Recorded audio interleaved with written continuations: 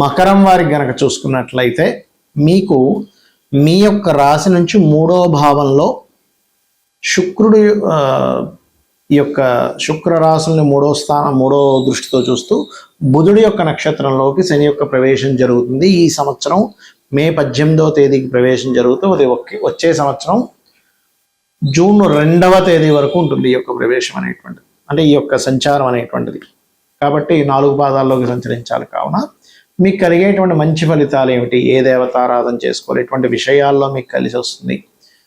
మరియు దేశకాల పరిస్థితుల్లో కలిగేటువంటి మార్పులు చేర్పులు ఏమిటి అనేటువంటి అంశాలు చెప్తుంది నేనైనప్పటికీ చెప్పిస్తుంది సాక్షాత్ లలిత అమ్మవారిగా భావిస్తూ ఆ లలితాంబిక అమ్మవారి యొక్క అనుగ్రహం మీకు పరిపూర్ణంగా కలగాలని మనస్ఫూర్తిగా కోరుకుంటూ, ఇక్కడ గమనించినట్లయితే ఈ యొక్క గ్రహాలు ఏవైతే ఉన్నాయో, అంటే మకరం వారికి కొంత ధైర్యాన్ని, సాహసాన్ని, ప్రయత్న లాభాలని, మరియు క్రియేటివ్ ఫీల్డ్లో ఉండేటువంటి వారికి అది ఫ్యాషన్ అనుకోండి, లేకపోతే కొంత కళారంగాలకు సంబంధించింది ఏదైనా సరే రంగాల్లో ఉండేటువంటి వారు మకరం వారికి కొత్త అవకాశాలు వస్తాయి. రుణం లభిస్తుంది. ఉన్న ప్రాంతం నుంచి దూర ప్రాంతాలకు వెళ్ళడం ద్వారా ఉద్యోగ అవకాశాలు రావడం, టీచింగ్, బ్యాంకింగ్ సెక్టార్స్లో ఉద్యోగ అవకాశాలు రావడానికి ఈ యొక్క గ్రహస్థితి అనుకూలిస్తుంది, గుర్తుపెట్టుకోండి. మరి ఎటువంటి విషయాల పట్ల జాగ్రత్తగా ఉండాలి అని చెప్పి చూసుకున్నట్లయితే, వ్యాపారంలో పార్ట్నర్స్ ఎంపిక చేసుకునే విషయంలో, వివాహం సంబంధించిన విషయంలో పార్ట్నర్స్ ఎంపిక చేసుకునే విషయంలో, తాతగారి ఆస్తి సంబంధించిన విషయంలో, అగ్ని ప్రమాదాలు అవుతాయేమో, జల ప్రమాదాలు అవుతాయేమో అనుకునేటువంటి విషయాల్లోని, మరియు అదేవిధంగా గమనించుకున్నట్లయితే మీరు ఏదైనా సరే తొందరపాటు పడి ధైర్యం ఎక్కువగా ఇస్తాడుగా మూడులో ఉండేటువంటి శని ఒకసారి తొందరపడి ఇన్వెస్ట్మెంట్ చేస్తూ ఉంటారు. ఇటువంటి విషయాల్లో చాలా జాగ్రత్తగా ఉండాలి. భూమి కొనుగోలు చేసేటప్పుడు కానివ్వండి. అయితే ఇక్కడ ఈ శని 3లో ఉన్నప్పుడు అమ్మకానికి మంచి సమయం చెప్పాలంటే, ఏదైనా ల్యాండ్ ఉంది, లేకపోతే ఫలానా ప్రాపర్టీ ఉంది ఊళ్ళో ఎక్కడో, అది సాగు చేయట్లేదు, ఎవరు దున్నట్లేదు, అట్లా అడవిలో పడి ఉంది, దాన్ని అమ్మేసేయడానికి మంచి సమయం. అంటే ఈ సమయంలో మీరు ఏదైనా ఒక వస్తువు అమ్మడానికి, వస్తువు అనుకోండి, గృహం అనుకోండి, వాహనం అనుకోండి, ఏదైనా అమ్మడానికి చాలా అనుకూలంగా ఉంటుంది, అందులో ఎటువంటి సందేహం లేదు. కానీ ఈ యొక్క సమయం ఇన్వెస్ట్మెంట్ చేయడానికి మాత్రం సరైనటువంటి సమయం కాదు, గుర్తుపెట్టుకోండి. మరి ఈ సంవత్సరం పాటు మరి మీరు చేయవలసినటువంటి దేవతారాధన లలితా సహస్రనామాల యొక్క శ్రవణము, పఠనము చేయండి. ఏదైనా భూ సంబంధించిన వివాదాలు ఉన్నాయండి, మీరు అన్నట్టుగానే కొంచెం మేము కొని ఇబ్బంది పడుతున్నాం అన్నప్పుడు వారాహి అమ్మవారి యొక్క అష్టోత్తరాన్ని సాయంత్రం పూట చీకటి పడ్డా తర్వాత దీపం వెలిగించి అష్టోత్తరం చేసుకోండి వారాహి అమ్మవారి, అన్ని విధాలా మీకు బాగుంటుంది. మరి ఈ యొక్క శని మే 18వ తేదీ నుంచి మీనరాశిలోకి ఉత్తరాభాద్ర నక్షత్రం విడిచి రేవతి నక్షత్రంలోకి వెళ్తున్నందుకు దేశకాల పరిస్థితుల్లో ఎటువంటి ఫలితాలు ఉంటాయి మనం ఎప్పటి నుంచో చెప్తున్నాం. ఈ సంవత్సరం కొన్ని వాయు సంబంధం మూలకంగా మనం చాలా రోజుల నుంచి చెప్తూనే ఉన్నాం. యుద్ధ సంబంధించింది చెప్పాము, అదేవిధంగా చాలా విషయాలు మైథుని జ్యోతిష్యం, మేధిని జ్యోతిష్యం పరంగా, ఈ మేధిని జ్యోతిష్యం పరంగా చూసుకుంటే దీన్ని ఇంగ్లీష్లో ముండేన్ ఆస్ట్రాలజీ అంటారు. అయితే ఈ కాంబినేషన్ వల్ల కొన్ని దేశాలలో, మన ఇండియాకి అయితే అంత పెద్ద ఎఫెక్టే ఉండదు గుర్తుపెట్టుకుని, కొన్ని దేశాలలో ఈ విస్ఫోట సంబంధంగా మనం చూడండి, వాళ్ళ రేపు యుద్ధం జరుగుతుంది కదా, ఈ యుద్ధాలలో కొన్ని యాటమ్ బాంబు అనుసంబంధించినవి కొన్ని డిస్టర్బ్ అవ్వడము, దాని ద్వారా ప్రకృతిలో, గాలిలో, వాయువులో కొన్ని మార్పులు రావడం. ఎందుకంటే ఇక్కడ మీరు కనుక గమనించినట్లయితే బుధుడు యొక్క నక్షత్రంలోకి శని సంబంధం కలుగుతుంది మీన రాశిలో, అది కూడా జలరాశుల్లో, కాబట్టి జలము, వాయువు కలుషితం అనేటువంటి చూపిస్తుంది.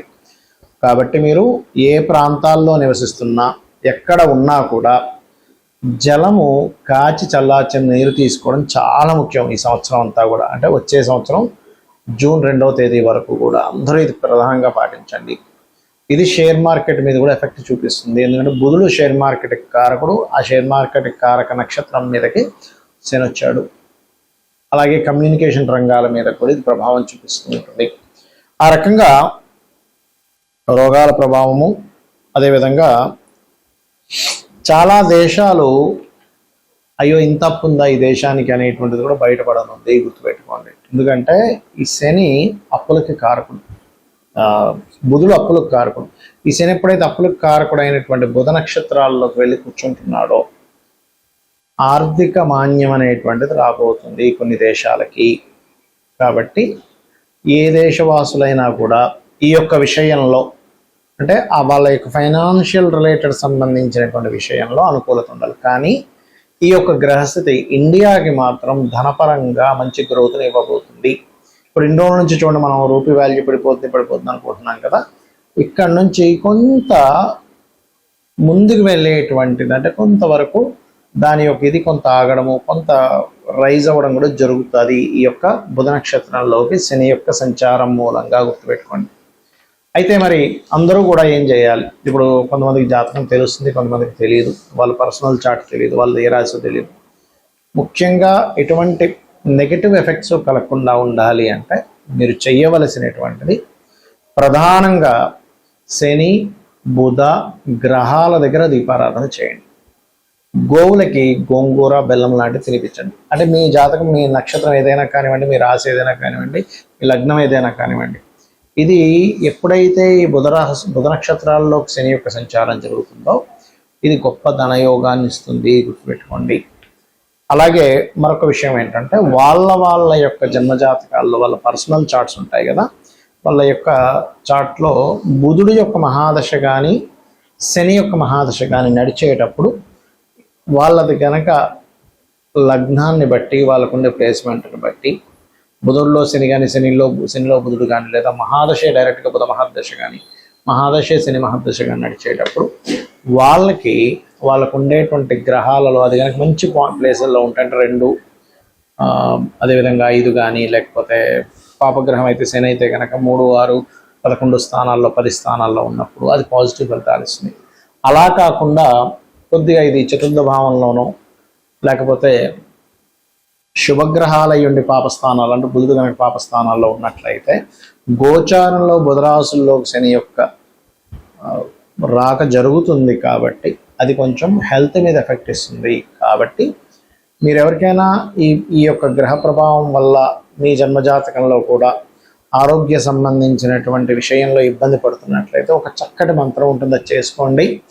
ఖచ్చితంగా మీకు ఆ యొక్క ప్రభావం తగ్గుతుంది. అదేమిటి అంటే ఓం సర్వవ్యాధి ప్రశమని సర్వమృత్యు నివారణి అగ్రగణ్య అచింత్య రూప కలికల్మషనాశిని నమః అనే మంత్రం చదువుకోండి.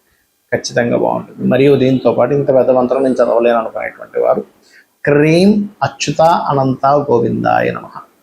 మరియు అప్పులు ఎక్కువగా ఉన్నాయండి, ఆల్రెడీ ఇప్పటికే బుధ మహర్దశ నడుస్తుంది, బుధుడు సరైన పొజిషన్లో లేడు, దాంతోపాటు ఇప్పుడు బుధ నక్షత్రాల్లోకి శని వస్తున్నాడు, మీ యొక్క జన్మజాతకంలో కూడా బుధుల్లో శనిలో బుధుడు నడుస్తున్నాడు, అప్పులు విపరీతంగా పెరిగిపోతున్నాయి అనుకునేటువంటి వారు ఇప్పుడు కనుక మీరు ఓం అపర్ణాయ నమః అనే మంత్రంతో పాటు ఓం సంపత్కరీ సమారూఢ సింధుర వ్రజ సేవితాయ నమః అనే మంత్రం చేయండి.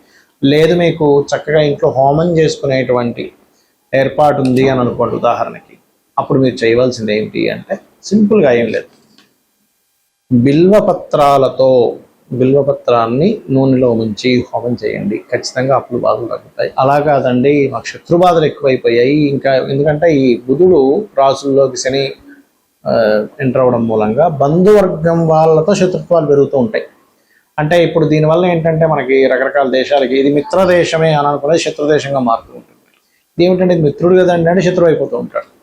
అలాగే దేశాలకి మధ్యన ఉండేటువంటి మిత్రత్వాలు శత్రుత్వము, మనుషులకి ఉండేటువంటి బంధువర్గాల్లో కూడా తెలియని ఏమిటి ఇట్లా చేశాడు, ఇంత నష్టపరిచాడు నన్ను అనేటువంటిది వస్తుంది. అలాంటప్పుడు మీరు చేయవలసినటువంటిది ఏమిటి అంటే మిరియాలు నూనెలో వేసి ఆ మిరియాల నూనెతో కలిపిన హోమం కనుక చేసినట్లయితే మీకు మీరుగా చేసుకోవచ్చు, లేదా ఏదైనా పురోహితుని పెట్టుకుని కనుక చేసినట్లయితే శత్రు నాశనము, అది మీ అంతర్గతంగా ఉండేటువంటి రాగ ద్వేషాలతో నిండినటువంటి తత్వం మీలో ఉంటే అదిపోతుంది. నిజంగానే మీకు కనుక ఎవరైనా శత్రువు మిమ్మల్ని ఇబ్బంది పెట్టాలనుకుంటే కూడా ఆ యొక్క దోషం కూడా పరిపూర్ణంగా పోతుంది. శ్రీమాత్రేయ నమః.